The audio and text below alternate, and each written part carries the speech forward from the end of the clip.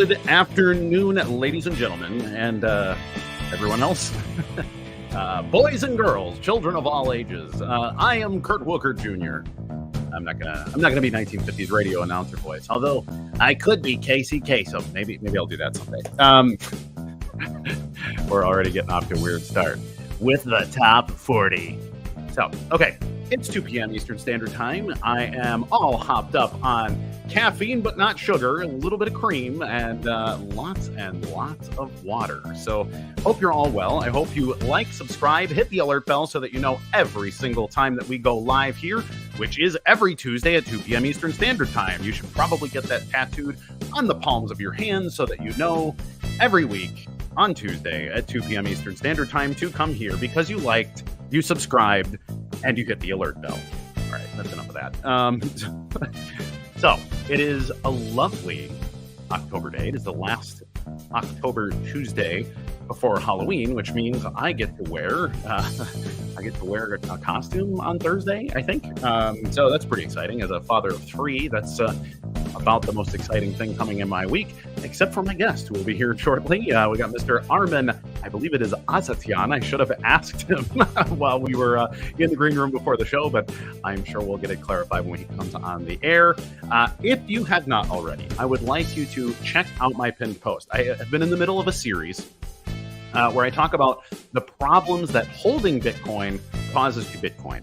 Now, I'm a big believer in savings. I'm a big believer that sound money should incentivize you to save more money than you spend, but a sound money should also be spent on all kinds of other things. It does not mean that the only thing the entire economy does is save, because if the economy only ever just saved, you would have a problem where there is low to no I guess no productivity is probably not the sum total of reality, but ultimately if you incentivize everyone to do nothing but hold, and you are essentially punished every time you deploy capital, no matter what you do with it, that becomes a problem. And that's actually what my article explains today. So we talk a little bit about micro strategy over the years, and I explain kind of who they used to be and how they became essentially a de facto Bitcoin ETF. But then they've become this weird thing where Michael Saylor is no longer the CEO of the company, but he's just like this evangelist for moving capital away from important things like customer service and research and development, deploying it into just hodl BTC. And here's the problem. To his shareholders, he has created more value doing nothing with his BTC than he has in creating the software that his company creates over the last several years. And so now all of a sudden you got companies like Microsoft and others looking to do the same kind of thing. And like that starts to become something of a problem because, well, if productive companies continue to pull back from their other business expenditures, the things that do what they do, well, then we start to get like a cascading spillover effect or like a trickle down, slow down effect, because ultimately it is incumbent upon the board of directors to do what's best for their shareholders. Okay. And if the best possible thing for the shareholders of a company is for that company to not do anything except for deploy capital into BTC, like I go over a few examples. For example, like imagine if Apple only put out a new iPhone every 3 years because, well, we gotta sit on this asset. Or imagine yeah, I mean, any number of companies. I think I picked, I looked at about a dozen and I picked 4 out of those, and now I forget which one except for Apple. So read the article. It is my pinned post on X. I talk a little bit about the macroeconomics of it and all the things we could be doing with our capital. One thing I did not talk about was the financialization of everything, which is typically something that I criticize because I think the world is over-financialized. However, our guest today is the CEO of a trading app. That trading app is called DXS. It is something I have talked about at length in the past. I used to talk about it a lot more because it was a really hot thing when it was new, but they persist. They continue to iterate. They continue to improve and be more and more stable. And, well, it's a really good thing to be able to do your trading on chain, and that's what they do over at DXS. So I'm really excited to talk to Armen, who has a little bit of news, nothing like super groundbreaking, but we're going to get into the meat and bones of his business and the opportunity for you, the potential client to DXS. And of course, we are grateful. Hello to our loyal listeners. Everybody saying hi here in the comments. I appreciate the highs, hellos, the spilling out. No, not spilling out. The pouring out of love from you, the viewer of the show, and it really means a lot to me. I genuinely do this for you. I admit I'm not the most popular show in the world, but I love doing the show, and I love doing it live because we get this immediate automatic feedback loop that I really, really love. And that happens thanks largely to Alex Vidal, who is absolutely invaluable to the show. It seems like my producer of the show always ends up being an Alex. Alex Moon was a delight to work with. I miss you, buddy. I hope you're doing well in Thai prison. But Alex Vidal has been hosting or has been producing the show here now for 4 or 5 months, actually, and maybe even more now that I think about it. But it's been a good while, and he's really doing a killer job. It's really just great working with him. He's really good with the guests. He's good at booking things, keeping the show going, and coming up with most of the fun stuff that you see on the show that isn't this bald guy. He comes up with funny stuff. So, Alex, appreciate you. It's really a pleasure working with you, and I'm glad to have you. So, everybody, you should check out Alex Vidal also on X, at Costly Signals, and make sure you're following the real CoinGeek account on X as well. No, thank you, Sid. So, everybody, again, like, subscribe, hit the alert bell. Thank you to our sponsors, Rock Wallet, which has been the perennial sponsor of the show here for quite a bit. We really appreciate you. You should be doing everything that you can do on Rock Wallet. It is both a non-custodial wallet and a very nice integrated singular exchange of like the top, 6 or 7 assets here in the crypto sphere. So if you want your BTC, Bitcoin, Cash, ETH, stable coins, and a couple other things. Oh, and BSV, of course. You can trade that inside of Rock Wallet. And then we also have Champions TCG, which has been so kind to donate to one person every single week. 1 pack, 1 deck of Champions TCG cards to the comment of the week. So if you have the funniest or the most insightful or the most delightful thing of the week to say in the comments, you will win a deck of cards from Champions TCG, which will go directly to your hand cash wallet. Yes, Gavin, Thai prison. Alex Moon is both a criminal and a Brit, and so he doesn't do very well in Asia. Every time he shows up, they let him know he has yet to pay back his debts to Thai society, and it is what it is. So, for everybody watching, the funniest thing about this is that Alex Moon has a really good sense of humor, but ultimately hates this joke more than anything. So just send love, send prayers to Mr. Moon. Okay, so we should probably cut to our ad from Rock Wallet and come back here, because I now am talking almost 9 minutes into the show, which is probably a little too much. I'd like to leave a little bit of time to talk to Armen, who is somebody who I haven't talked to in a good while. So let's do that whole thing. Let's play the ad. We'll be back with Armen from DXS. We will be right back.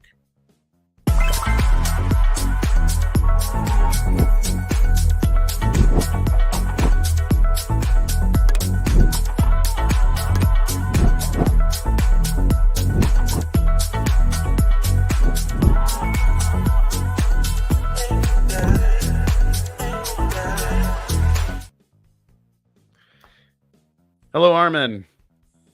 Hey, Kurt. Thank you for having me. Pleasure. For sure, man. Good to have you. Good to have you on.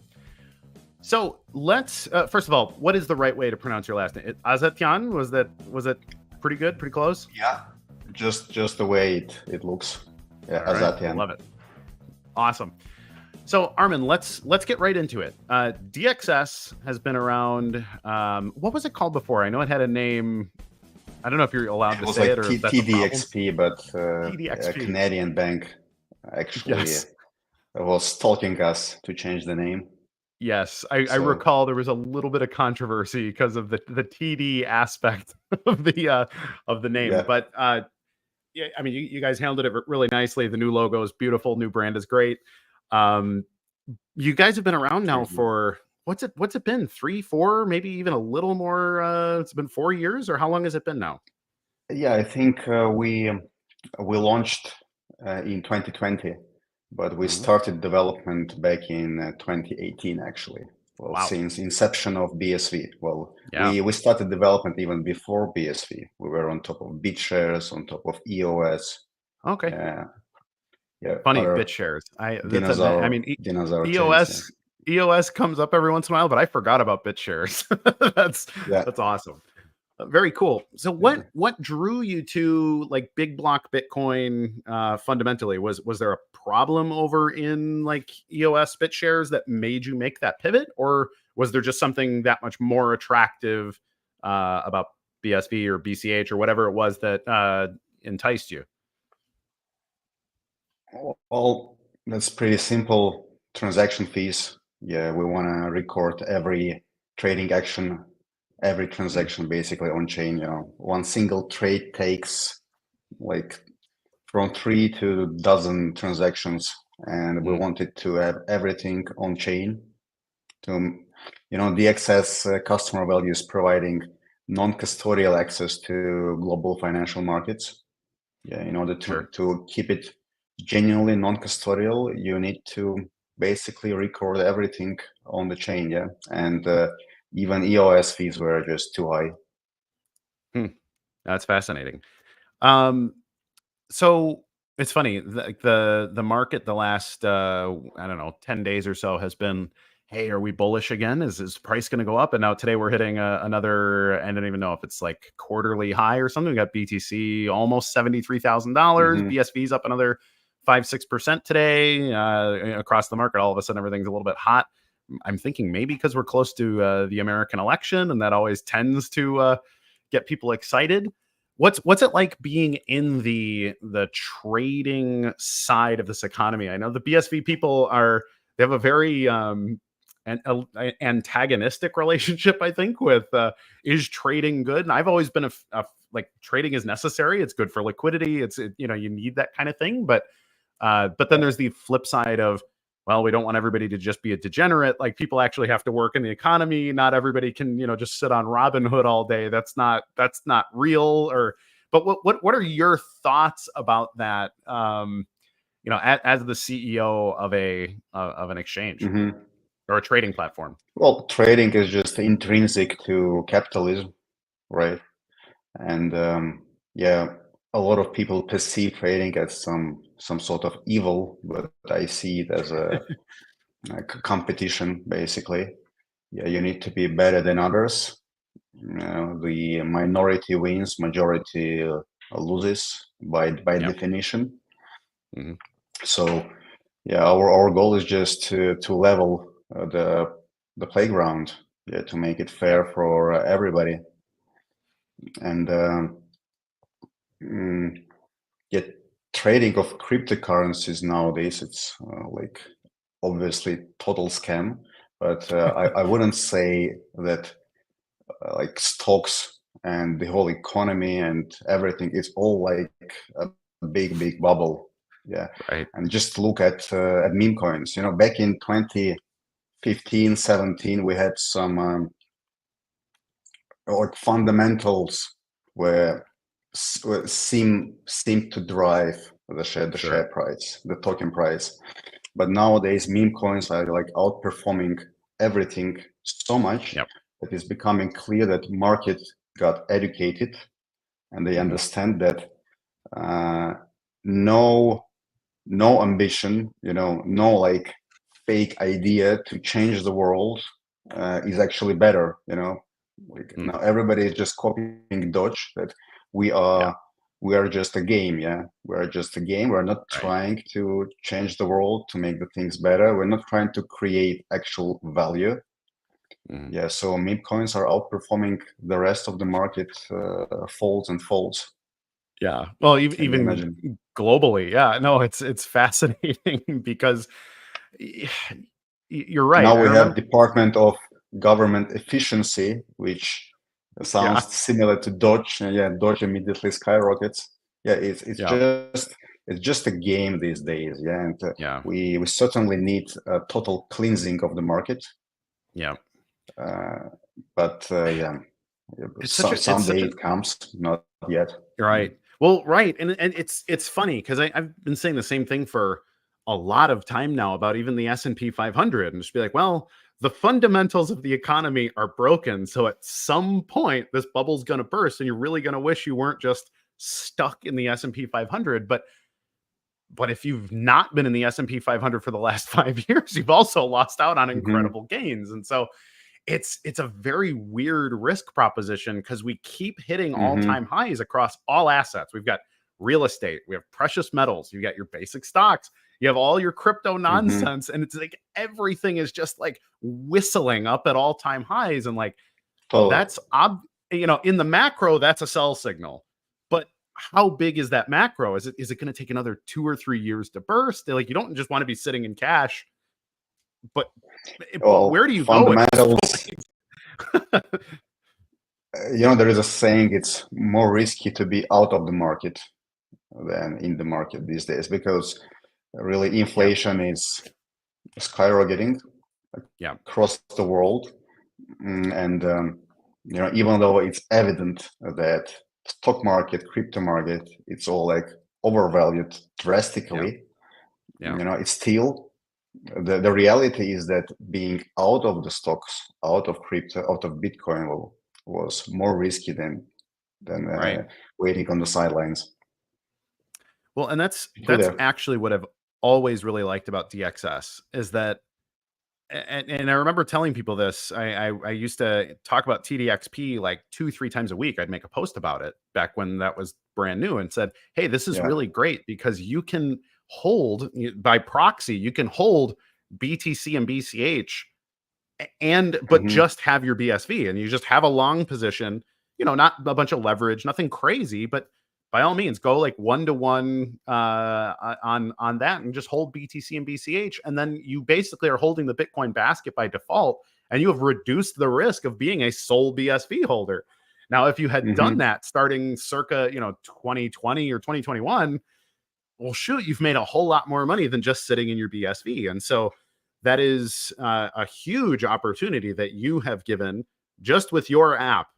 You have given BSV only holders the opportunity to make an incredible amount of money without even actively trading. You can literally just re-up because it's a margin trade. You have to occasionally tinker with it, but that's an incredible service right there.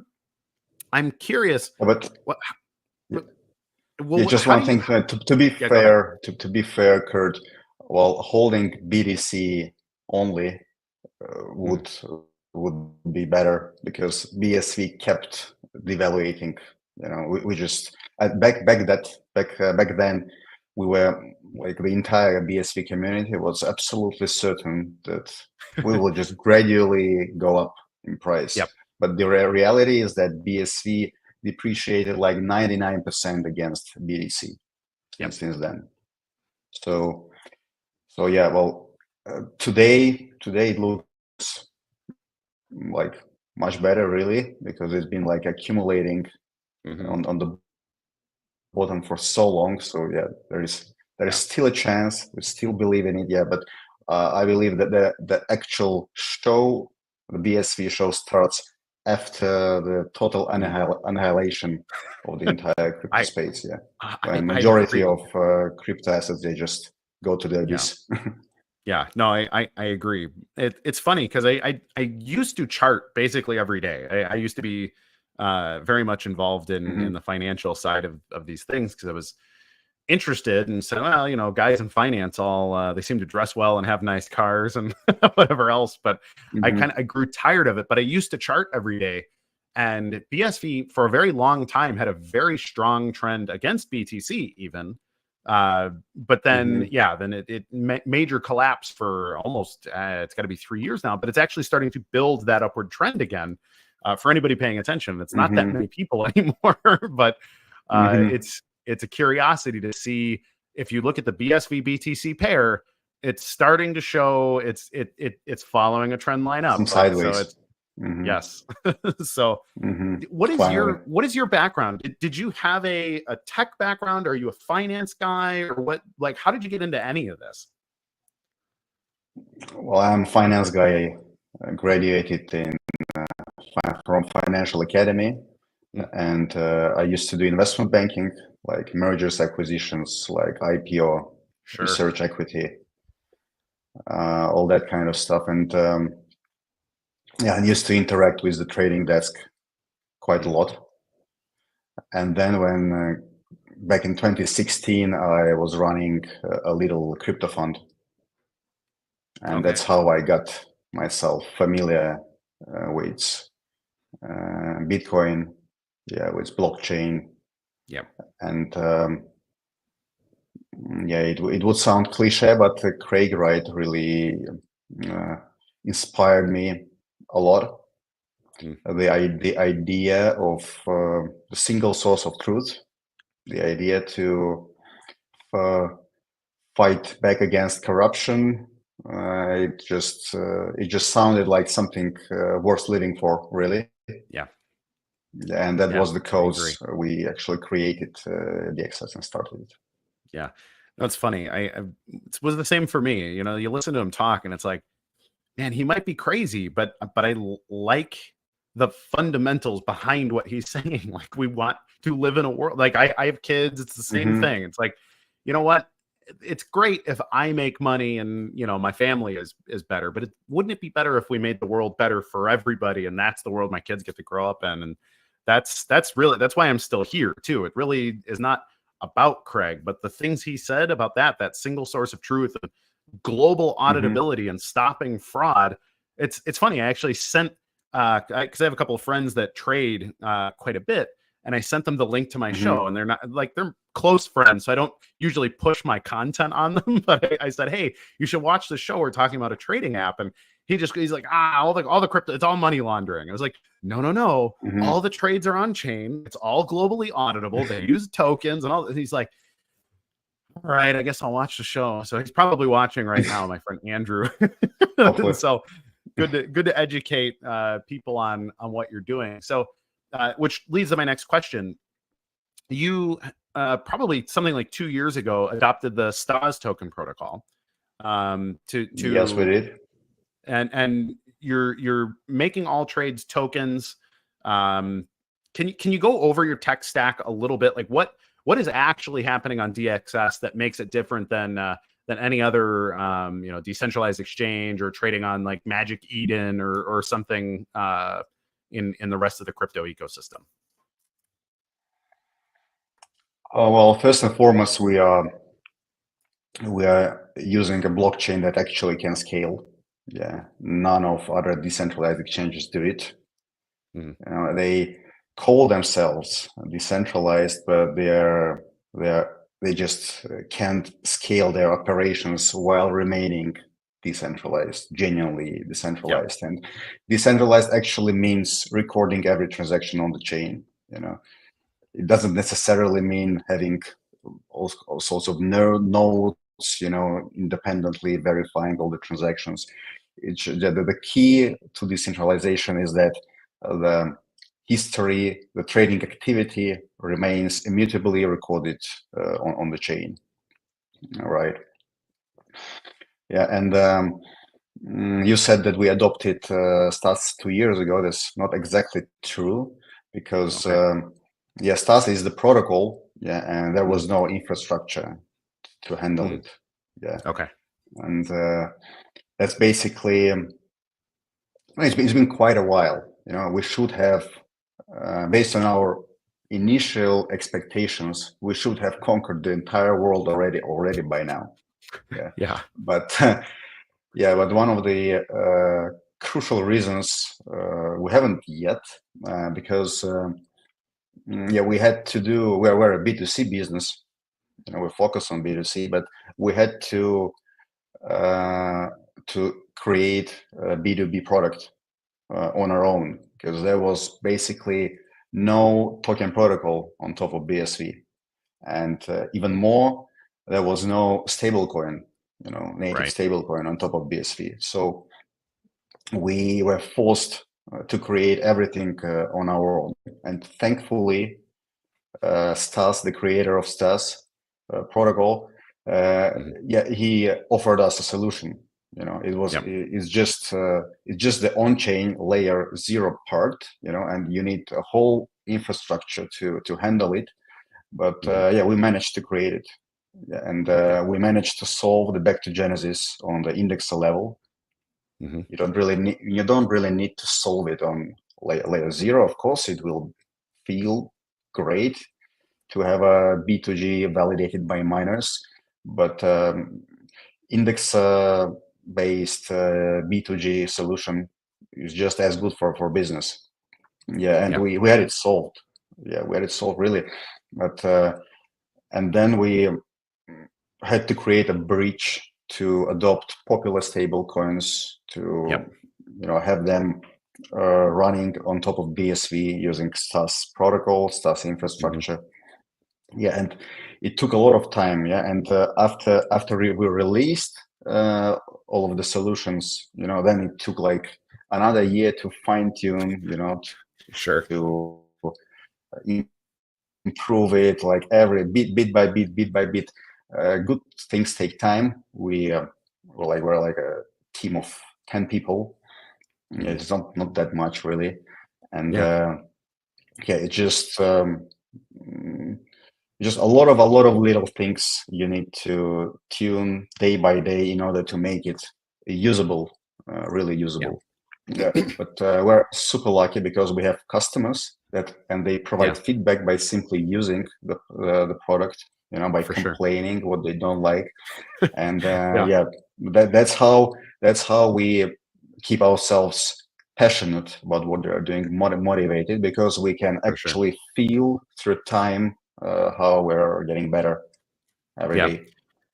So one of the things that every exchange needs to deal with, and it sounds like you had to deal with the same thing, is stable coins and like custody. So there's always this issue of, where are my assets? And you can look at like FTX and say, well, your assets were in a random guy's Exodus wallet on his laptop. But that doesn't really work for a real business, which is why, Sam Bankman-Fried's going to be in prison for the rest of his life. But when you're working with a token protocol, it's not, you're not just putting, Tether or USDC or whatever into a random wallet. You have to wrap the token. You're locking up those assets somewhere. You're reissuing them on the second token protocol, on STAS in your case. But what is your custody model? Are you using a third party custodian, or is this something that's done at the company level? Like what does that kind of thing look like? Mostly because I know a lot of people are discussing this. I know the Orange Gateway people are talking about it. The Rock Wallet people have been talking about it. There's the Money stablecoin is coming soon. And I know a lot of people are trying to research what's the right way to do it. And you've been doing it for years now. So I'm curious, how do you guys handle that? Yeah, our cornerstone value, as I said in the beginning, is that we're providing non-custodial access to global financial markets. And it was like very vital for us to remain as non-custodial as possible. So we created a proprietary smart contract, an EVM smart contract, like Tron smart contract. We are now creating a Telegram blockchain smart contract, and that's the on-chain custody, on the side of the stablecoin mother chain.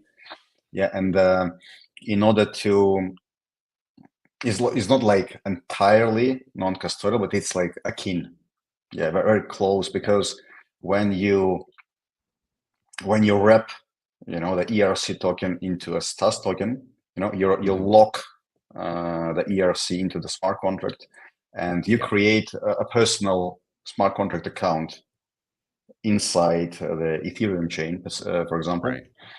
And then there is like a hard-coded withdrawal address that nobody can change, and even us, we can't change the withdrawal address of this particular account.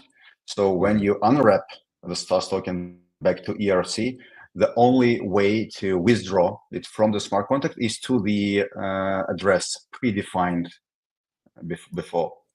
Got it. It's like the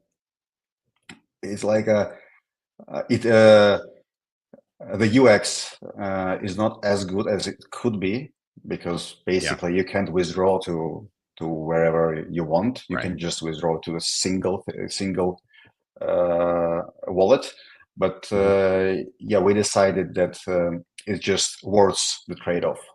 Security first model in our case, is we believe it will pay off in the future. Maybe in the beginning wise. we will have some complaints, people unhappy, like it's like not really straightforward, and that's what we're polishing at the moment, to make things clear from the first touch. Sure. Very cool. So and then there is like another extra protection that you can't withdraw more than you deposited. There is like withdrawal limit to protect this smart contract. It's basically we're making it impossible even for ourselves, to play with the vault. Right. Well, and that's key. So that's the key. Yeah, no, it's how you insulate yourselves too, because it's a lot of times, every time you hear one of these stories, and now I feel like it's happening a little bit less than it used to, but it used to be 5-6 times a year there'd be $50 million stolen from some exchange somewhere, and I always assume, well, sure, just billions, just like goodbye. But I always assume that it's and it probably is always an insider. It's the guy managing the Ledger Nano or whatever that's holding the coins. He knows the damn passwords. It's like, oh, we got hacked. It's like, we got hacked. Sure. So, but it's because it's too big of a temptation. Do you remember the Canadian exchange where the CEO died?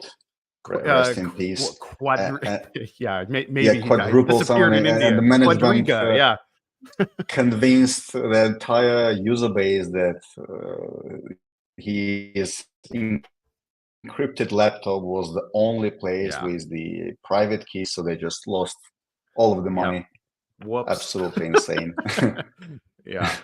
There's a hilarious documentary. Well, hilarious. It's tragic actually, but they're talking about did he get a facial reconstruction surgery in India? So it's all it's like, and it is if you're gonna steal $100 million, it's not that much money to be like, well, okay, give me new cheekbones and a new chin, and throw some hair on me. I'll just be a new guy.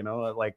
It's such a crazy era, and I think it's starting to come to an end because now we have like U.S. federal agents monitoring internally at Binance, for example. Like Binance used to be the darkest spot. Like they're pretending to be professional, but they were laundering an incredible amount of money every day. And now there's U.S. regulators sitting at Binance, and so that's a big change in the culture. And there's still plenty of actual bucket shops in the space, but I think they're starting to get squeezed, and everybody's starting to be like, look, if we want to stay out of prison, we really need to start to tighten this stuff up. Yeah, so Craig would disagree with you, I would say. Indeed. So he's a perfectionist in many ways that I'm not. Totally.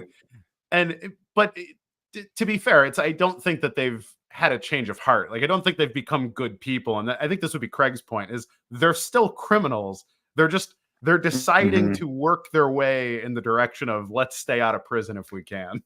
So it's a wild ride.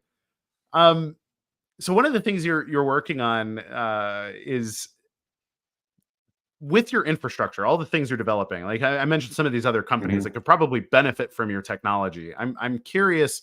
What is your roadmap? Do you see this as something that could be open sourced, or is this going to be a DXS exclusive technology for the foreseeable future? Well, the background of why we're building all of this is pretty much aligned with Bitcoin. I think Bitcoin mission is about liberating data.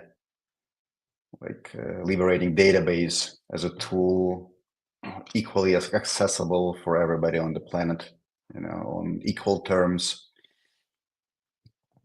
And in our case, we are liberating liquidity, because I think it's there is no question that today the entire global liquidity of the entire world is controlled from a single centralized source, like the funds we all know about. And they have an unlimited capacity to enrich themselves whenever they need to, control the flows, everything. And our mission is just to create an alternative liquidity pool, liquidity center, controlled by a transparent protocol with transparent rules, that there is no like technical possibility to play around with it, right? And basically that is exactly why we, instead of going to Solana or to another blockchain, with native stable coins already there and saving like years of development capacity, development resources, we remained loyal to BSV, because we initially we started DXS with a cause aligned with Bitcoin, with the creation of Bitcoin, the reason Bitcoin was created. So that is why we will open source everything eventually. This is just like part of the values of the mission we're delivering here. And at the first stage, we will be open sourcing the indexer, the Stas handling indexer. Nice. Very cool. And there was like tokenized alternative, the platform for tokenization on top of quote unquote BSV. And after a deeper study, we realized it's not exactly Bitcoin really. It's a separate platform using Bitcoin as a backlog. And we needed the stable coin to remain non-custodial, so that we remain committed. We provide the actual value that is like in the core of our mission. So awesome. We will be open sourcing the indexer so that everybody can use Stas protocol for their benefit. Take Vianex. Vianex is also using Stas Stas tokens, as their basis. But the Stas handling mechanism system is based on their proprietary database, where they do the back-to-Genesis check. Our solution is installable on anybody's premises. A miner can run it on their hardware. Sure. And it will just sync itself with the node. It can use Jungle Bus to back check it, and we're using Jungle Bus, by the way. Appreciate your contribution, Kurt. Big thank you. And it will be open sourced in the near future, basically. Awesome. So go ahead. Go ahead, please. I was gonna say, and it's beautifully done too. So I would like to. We have an ad for you guys. I'd like to show, because when we talk about stuff, typically these apps, trading apps, especially a few years ago, were just awful looking. The UI UX experience was terrible, and your guys has always been really good, but it has just increasingly gotten better and better. So I'd like to cut to play the ad real quick so people can kind of get a look at how good your marketing is, how good your brand is, how good the app looks, and we'll get back to more of the interview. So we'll be right back. DXS is your Web3 trading app. Just connect with your Web3 wallet to sign in and start trading in seconds. Trade the top cryptos, or Forex, indices, commodities, and stocks. Profit if the market goes up or goes down. With up to 100x leverage from as little as 1 cent. With double-click risk management. For effortless trading on a streamlined interface. With profits automatically returned to your wallet. And everything recorded to the blockchain. DXS. Just trade. Beautiful. Well, super duper appreciated, Kurt, for playing our red. Came as a surprise. And just speaking of the UI UX, indeed we're developing DXS, keeping in mind that UI and UX actually rule the world. Yeah, and Yes, that's where you get adoption. That's where adoption starts, and it's not the underlying technology that drives adoption, but the ease of use. So that's why we're focusing even more, and we continue to we remain focused on the UX. With like full redesign is underway. We're 50% already completed. Nice. Completed the redesign, and it will be getting better day by day. Mm. No, it's incredible, and really, I mean, there's nothing more fun than seeing work. I love entrepreneurship. That's, if there's one thing that I'm just really into, like Bitcoin's great, like I have all these other hobbies, but when I meet a founder who just wants to see his company grow because it's a good company, there's just something intangible about that that passion that just kind of oozes out of everything, and that's my favorite thing to observe. That's what I love about a good podcast or whatever, where you bring in passionate entrepreneurs that just want to keep improving. Some people are, hey, I've got an MVP, I think it's a good idea, I'm going to try to raise 10 million bucks or whatever, and then it just kind of never goes anywhere. And you guys have done the exact opposite, in that you've just worked really hard and developed some really cool stuff, and it works really nicely. It looks really nice. It's like, I'm so happy to have you both in the BSV ecosystem, but also on the show to show other entrepreneurs that, hey, yeah, 5-6 years of work is a lot of work. It sounds like an incredible amount of work when you put it in perspective of how many man hours and how much money goes into it. But ultimately, you have a product that you can be really proud of, that can continue to onboard customers, continue to scale. And that's a real accomplishment. So congratulations to you, Armen. Is there anything... Appreciate it. Yeah, no worries, man. Is there anything in particular? I want to go to audience questions in a minute, but is there anything that you wanted to cover at length before we start taking some audience questions? Well, yeah, I think we can cover all of the important topics during the audience questions, and that's probably the most exciting part I'm looking forward to. Cool. All right, let's start bringing them up, Mr. Vidal. Let's queue up the good ones. Polymarket is very interesting application of on-chain trading. Armen, what do you think about Polymarket? I've only heard the name. I've not played with Polymarket. Yeah, well, we have a little bit direct competitor of Polymarket on BSV. I think prediction markets is a great industry worth focusing on. I haven't really used Polymarket. I've used a little bit.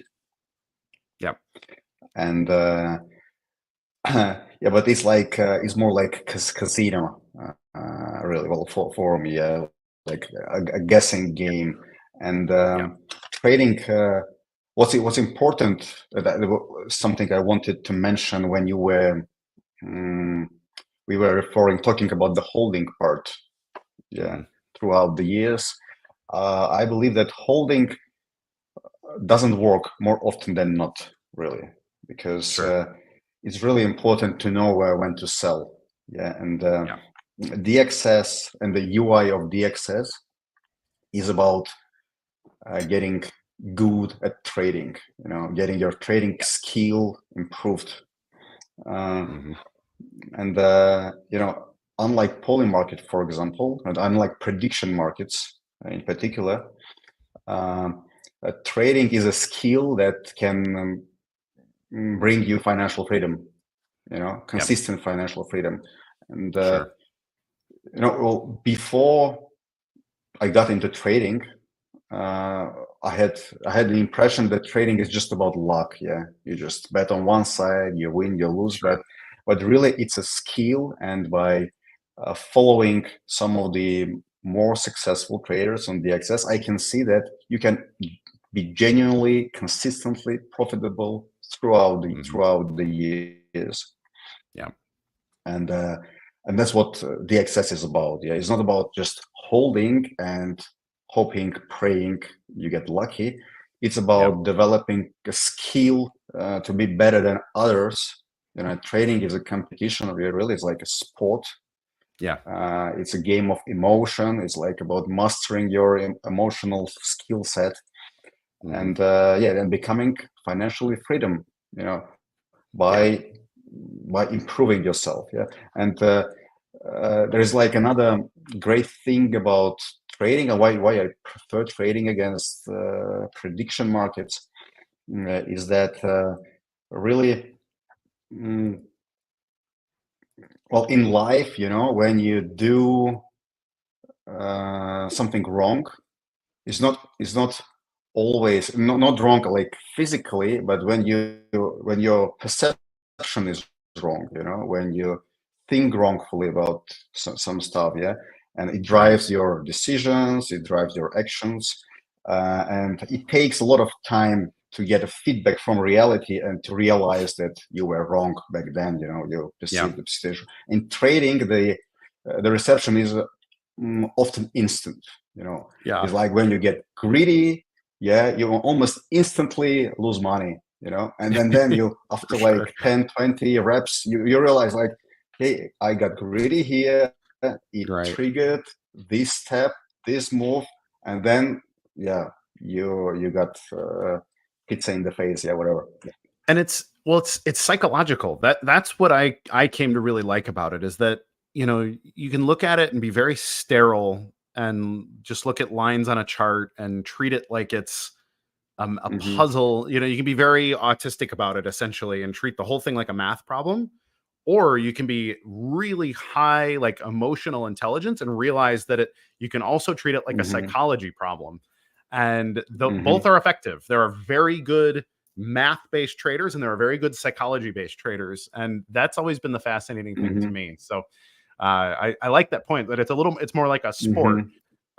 In much the same way like prediction markets, I'm not a fan. I mean, they're cool. I understand why they're cool too, but it's different. There's a big difference in why they are interesting, both sort of related to gambling, in that there's risk to both, but yeah, I much prefer you can trading. be good at prediction markets. Totally, you can be good at blackjack.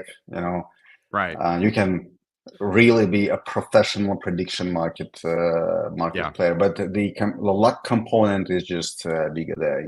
It's higher. For sure. All right, let's take a few more questions here. Gold new all-time high. I see BTC is almost maybe actually has touched a new all-time high. It could happen during the show. We'll see. We're got it's funny. Every time the numbers go up, we get the chat box gets hot. So it's pretty funny. Is DXS available for U.S. residents? That's a good question. Last time I checked, the answer was no. I had to many years ago to try the app. I used VPN and that kind of thing, but. Is there a way around that, or is there a way forward to get to for Americans to do that, or is it just a non-starter? Hopefully we didn't lose you. I'm not hearing you, Armen. We might be having technical difficulty. So let's cut to a second. Pause that thought. Let's do the meme of the week because it's probably a little bit longer. And then we'll see if Armen can reload here and hopefully be back after the meme of the week. So, Mr. Vidal, let's cue that up. Fire away, please. And now it's time for the meme of the week.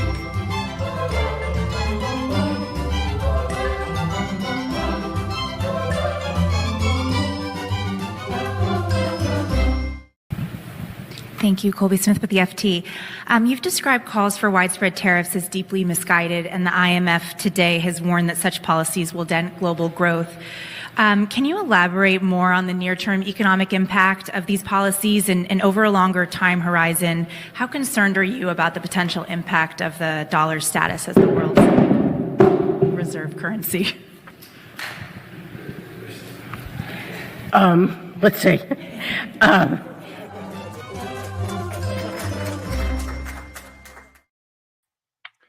Pretty hilarious. Yeah. Whoa. That's good. There are just two Armens in there right now, yeah? Uh-oh. I think Alex can probably boot the other one, but I don't know. Yeah. There we go. All right, nailed Not it. sure what happened. Sorry for that. Yeah, it's those interwebs, man. Mhm. All right, let's take a couple more questions, Mr. Vidal. How many more we got? Do we need to speed her up or slow us down? I know there's a few more that I saw come through. So, BSV extremist cult zealots, anti-trading communists, extremely bearish. Yeah, indeed. Let's fire away here. Gavin, here's a good question. Does decentralized mean recording every transaction on chain? That's the big part of it. Yeah. Having your decentralized basically means that the operator, the broker, can't play around. Right. Yeah, can't use your funds without you knowing it. Can't use your funds at all.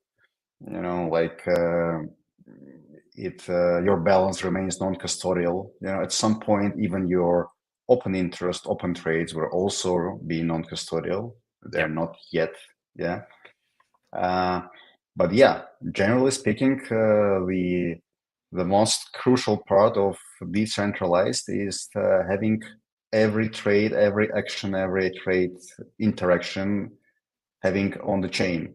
Yeah, just like with blockchain. Yeah, decentralized means the protocol is stable. Yeah, right. In this case, it means that the trading activity is just immutable. Love it. Let's bang out a few more here, Mr. Vidal. Is DXS a wallet too? I've always used hand cash when testing. Which actually when we lost you, we were talking a little bit about Americans.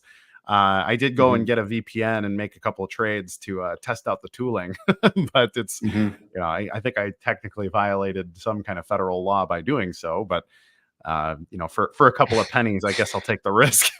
But like Kurt, you have lost 3 cents illegally. So that's the story of my life.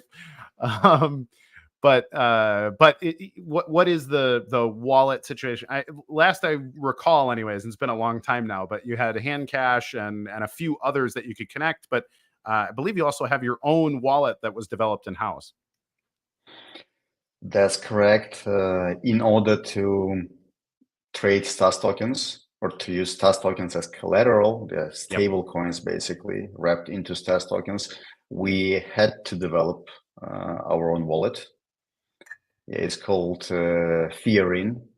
Fiarin is sort of like a grass that spreads all around. Cool. It's a non-custodial BSV wallet with STAS capabilities there, and you can hold a lot of stable coins there. Awesome. Very cool. Let's take a few more, Mr. Vidal. What was the most unexpected hurdle you faced in developing and managing DXS? Your biggest challenge? Exploits. Exploits. Yeah, we Interesting. were attacked by all sorts of exploits, and we even had like a whole article, about one of the biggest exploits we had. Probably you remember it was like a big deal really for us. I do remember. I can't remember the details, but yeah, somebody figured out something crazy. I don't remember what it was now. Yeah, because trades are executed based on on-chain transactions. Yeah, it is like a big, unique capability of DXS. Yeah, truly unique feature. The exploiter managed to bypass the UI, and create a trade directly on chain, right? Okay. And he managed to open US stock market trades when they were closed, like 10 minutes before opening, when you already know the night session prices. Sure. And we had a protection, looking when the markets are closed, not closed, but somehow, because it was like such a rare or unexpected situation, we just missed it, and it hit us hard. Yeah, then we were attacked by scalpers, like so-called scalpers, like catching tiny small moves. Yep. And because we are zero fee, zero slippage, it allowed scalping strategies not possible anywhere else. Right. And when people discovered it, they started to create dozens of accounts, same user. They told their buddies about it, and we created a lot of like proprietary solutions to address these matters, really. And if anybody is interested how it works, we remain committed to full transparency, including hacks, including exploits, everything we tell. We're open about everything. You can just follow our FAQs and read the economic model, the algorithm, how it works, basically. Yeah, no, it's funny. I forgot that happened, but I remember it was a pretty big exploit initially. And it's like, oh, shoot, that's people are wild, man. So we survived, but frankly speaking, we are really lucky because a lot of people just reported what they found, and they were just like white hackers. And this big exploit, we found the guys, we found the names, we tried to make a deal with them, but they just ignored us, and pursuing the legal path was just too expensive for us, unfortunately. Crazy. So did you ended up having to write it off, or well, for the time being. Let's see what happens next. I understand. That's business, man. Gavin asking, what's the gold standard for trading UI? This is a good question, actually.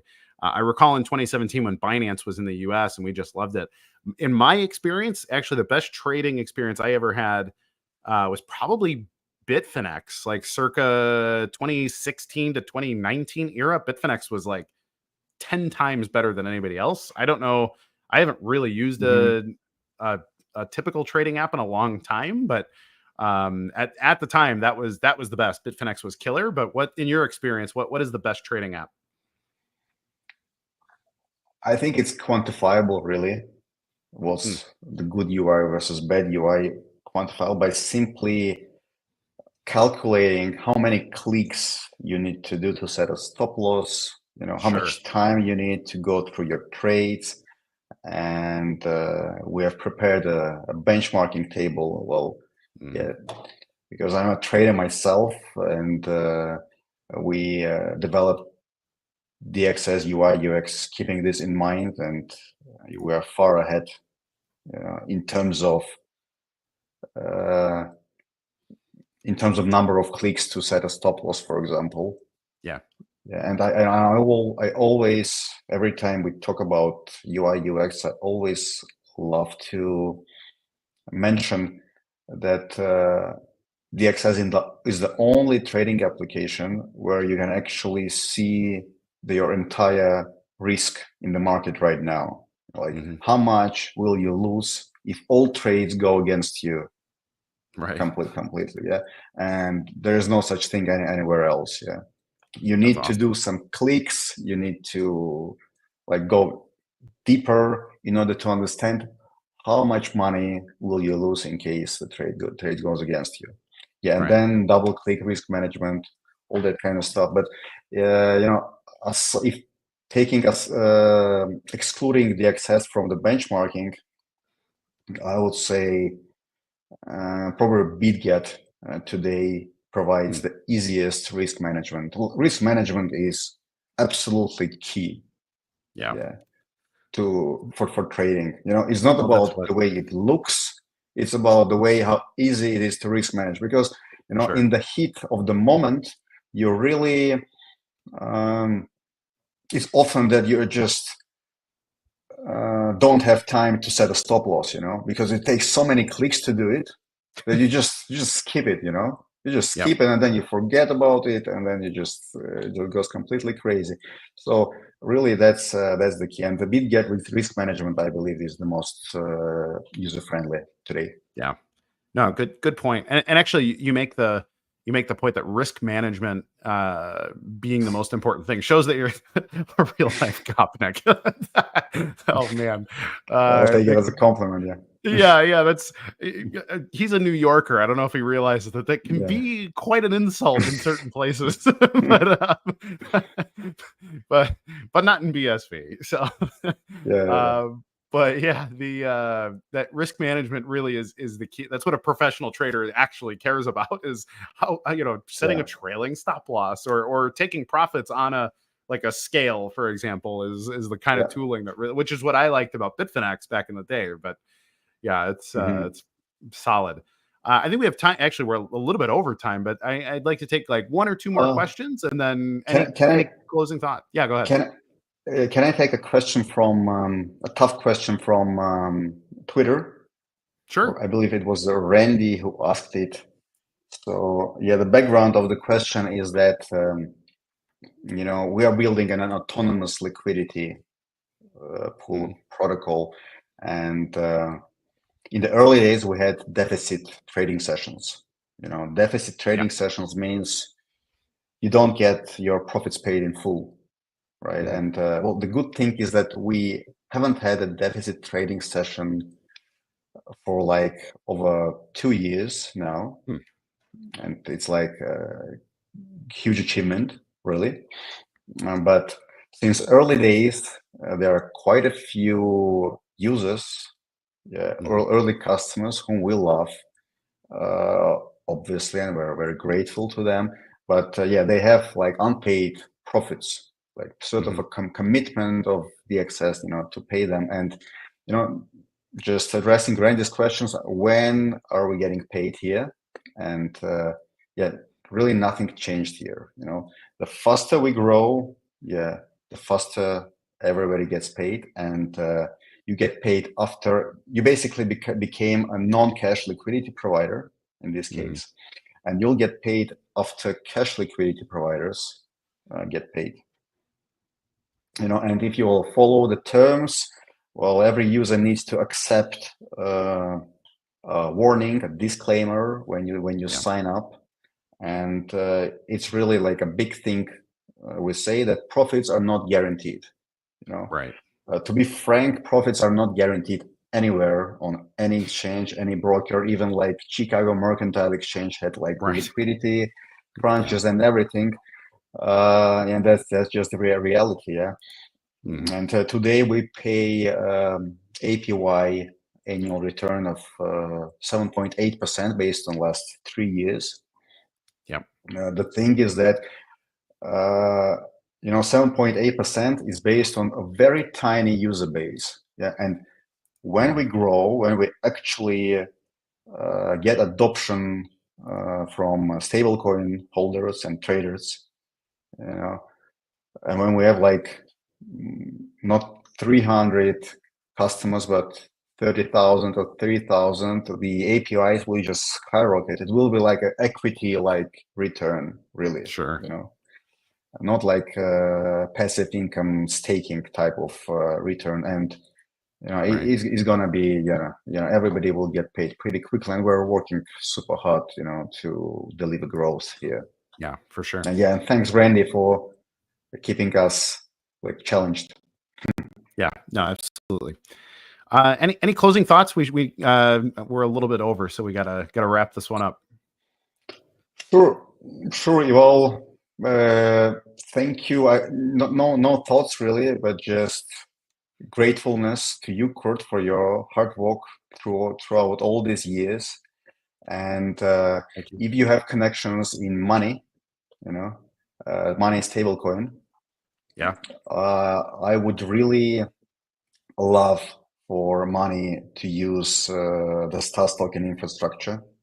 Sure. And we are happy to install it on their premises, but we really want a truly native layer 0 stablecoin on top of BSV. Yeah. And our infrastructure today is the literally the only solution. Yeah. The only solution I am aware of. Right. That can give us a layer 0 native stablecoin here. And yeah, I would love. I was talking to Victor, but I believe there is some sort of. He's a great guy, absolutely, and I believe he talked to Stas, the inventor, about our solution for handling Stas. It is like a community-driven solution. That's right. That's the root of blockchain is community. Stas is being built by community. Yep. One inventor, another developer. Yeah, we invested years into it, and we really want the BSV stablecoin to be natively available. Yeah, and I believe we all will benefit from it. I know. I don't know anybody there real well, but I know that their ethos. In fact, I think they launched on Ethereum first. They want to be native to wherever people are using a stablecoin. They want to issue there. So even if they were to choose like multiple token protocols on BSV, I don't think that would be an issue for them at all, based on just my once or twice talking to them about what they're up to. So could be a good thing. I'll see if we can connect some people there and get some stuff done. So very cool, man. Armen, thank you so much for being on the show. It's been really good to have you. When will I see you again? Do you go to any conventions? Do you leave home? Are you one of those guys that do you stay pretty secret, or can we shake hands at some point? Well, hopefully. I know you met our ex-CEO Angus back in London or in New York. Yeah, we've met a couple times. I've met him in Texas. I've met him in London. I've met him in Switzerland too, I think. I love Angus. Angus is great. Yeah. Yeah, we keep in touch. We talk, we chat, and I'm really looking forward. We can meet someday. Hopefully, I'll join you for the next London convention, blockchain convention. Yeah, let's see. It depends on our success for with sure, DXS, or the speed of the success, I would say. I understand. All right. Well, have a lovely day. Thanks again. We'll talk soon. My pleasure, Kurt. Have a great day. Bye. You too. Take care. All right, everybody. So we got to bust out the comment of the day. I think we've chosen it in private. Mr. Vidal.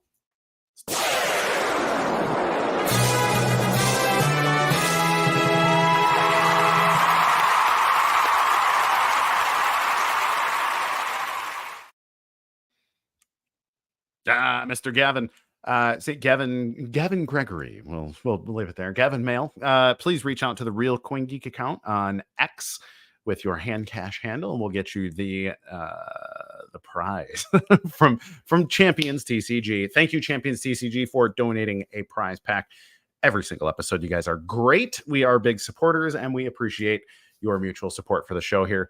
I think that's everything we got to cover. Do we got to cover anything else? I think we're good, man. Good stuff around. Sorry, I wasn't criticizing you. I just think it's funny that we actually called an Eastern European man a Gopnik on live TV. So live stream. That's great. My Polish family, who may or may not be watching, is going to wonder what the hell we're talking about. But so, anyways, it's been a delight, everybody. So I'm going to wrap it up because I need both to wet my whistle and stretch my back. I am Kurt Wuckert Jr. Oh, yes, actually, thank you for putting that up, Mr. Vidal. Zach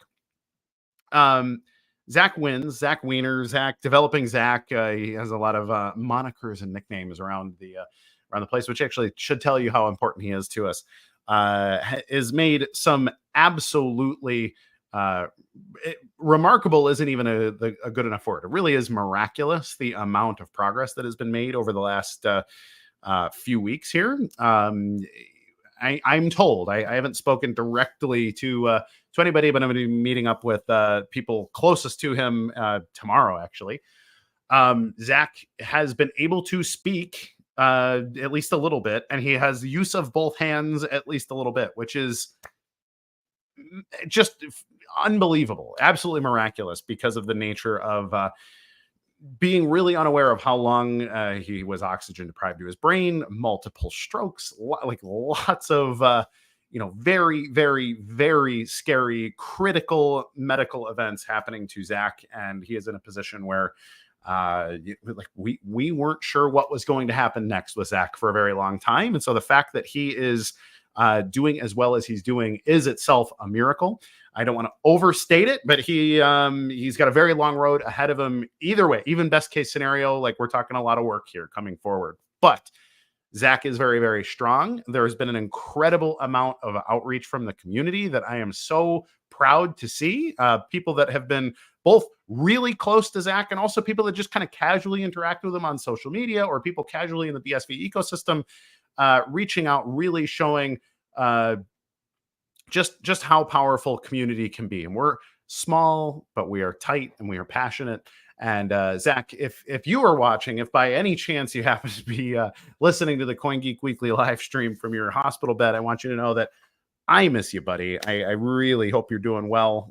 You have been in my prayers and our family's prayers basically nonstop here for the last however long it's been now, pushing 2 months or something at this point. But I really miss you, man. And I'm really, really grateful that you are doing as well as you're doing. And I pray that you continue to make those leaps and bounds, brother. So hope to see you soon. Everybody, thank you so much for tuning in. It is my pleasure to spend an hour and 11 minutes with you at this point. But every Tuesday, it really is the highlight of my week. And I appreciate you, the viewers, for participating with me in these interactive live streams. You guys are the best gals too, actually. And just a reminder to be good to each other, because you never know what happens next, and you will never regret being good to, well, the good people and the bad. And sometimes you can turn the bad into good with just a simple gesture of goodness and love from the heart. So everybody, thanks again. I'm going to wrap this up. I'm Kurt Wuckert Jr. See you next week. Definitely see you next week. Goodbye.